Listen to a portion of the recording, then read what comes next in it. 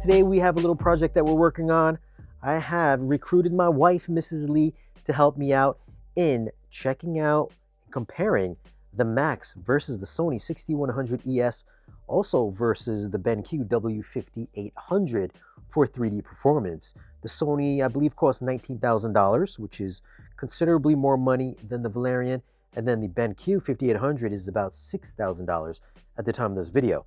And we know that the Valerion Max cost $5,000 at the time of this video.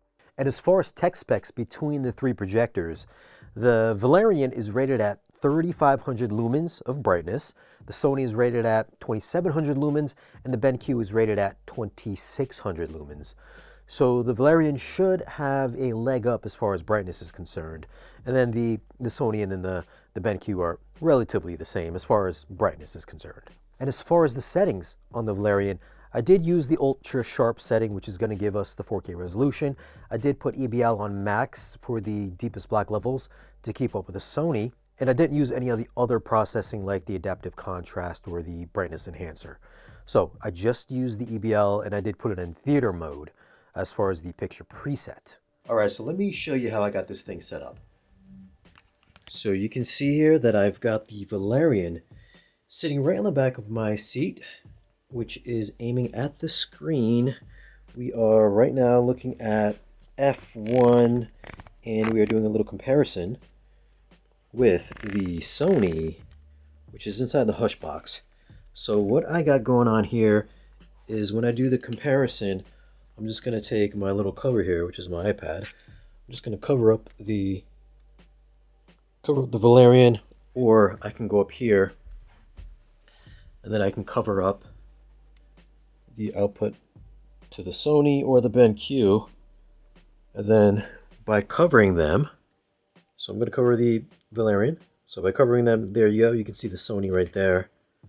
And then by covering the Sony, you can see the Valerion. So that's how I'm going to conduct this little experiment with Mrs. Lee. Of course, this is not a crazy scientific measurement.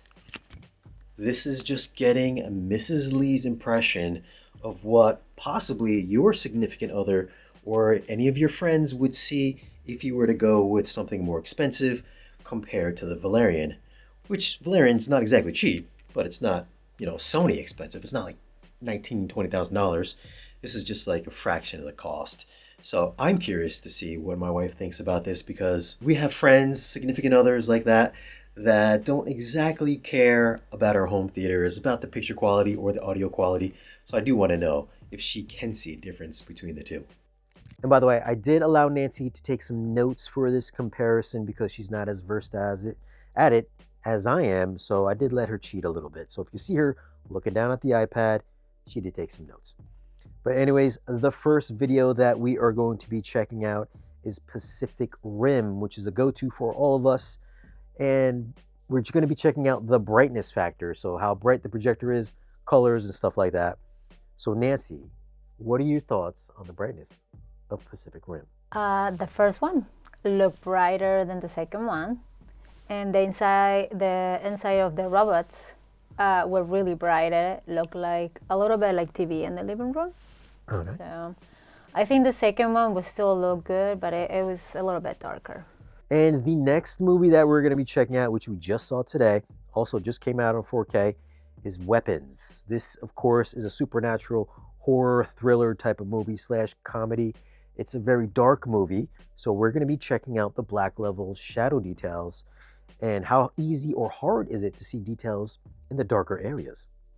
And Nancy, what are your thoughts on Weapons? Not just how scary it is, but what do you think about the blacks? The second one was better. Yeah, the furniture and the stuff inside the house, I could see really good.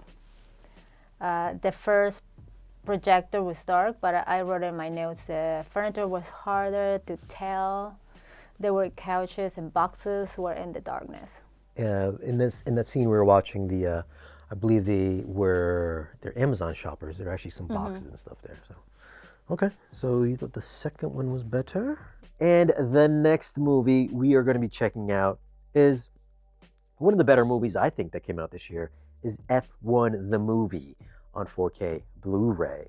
This is a very detailed movie. Not the brightest movie, but it was shot with some Sony cameras, very much like the ones that I'm shooting on with right now. So it is very sharp, very detailed, which is what we're going to be looking at here. What did you think about the sharpness and the details? Oh, the first projector looked really sharp, but I could see the little pixels sometimes in the picture. The second one was sharp too, but I didn't see the pixels. It looked like the big TV in the living room. So I like them both though. Maybe the first one was, more brighter. Sorry, it was brighter.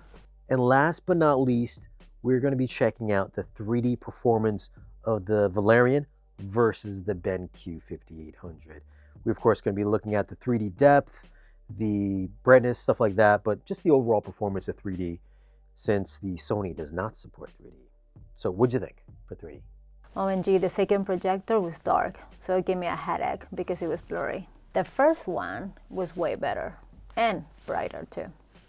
And the fact that this projector can outperform, which I think it outperformed the JVC NZ900, which is something like a $30,000, $32,000 projector. So I think that's saying a lot for you 3D fans out there, that this Valerion is definitely worth it. If you are just a straight up 3D fan, it would be my go-to projector for 3D performance alone.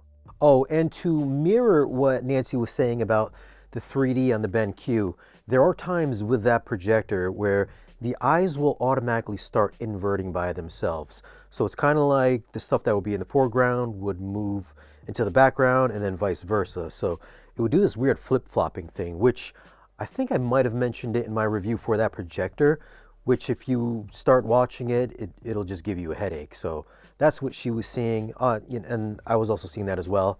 So that's what she was referring to when she said that she was getting a headache. Good thing is that the Valerion does not exhibit that behavior. So in the few months that I've had the Valerion, I've never seen that anomaly ever happen before. And even with some of the other DLPs that I've had, actually every DLP projector or every projector I've had has never exhibited that problem. Even the JVCs, when I've had those as well, they just never did it. So whatever is going on with that, with this BenQ that I have, it seems to be kind of an issue. Those are our thoughts. Well, Nancy's thoughts on the Valerion VisionMaster MAX. Question is for you guys: have you compared this projector to any higher end projectors? If you have, leave your thoughts down below. And do you agree with Nancy's assessment of the Valerion projector versus the other projectors? Leave your thoughts down below and let us know. And if you want some extra info on the Valerion, or if you want to pick one up, I will leave a link down below in this video's description. Thanks for watching. Subscribe if you haven't already. If you want to check us out on Patreon, that's patreon.com/Shane Lee. Join the group over there. You can join for as little as $1 a month, or if you want to get a 7-day free trial, that's available as well. Like, share, and subscribe. We'll catch you in the next one.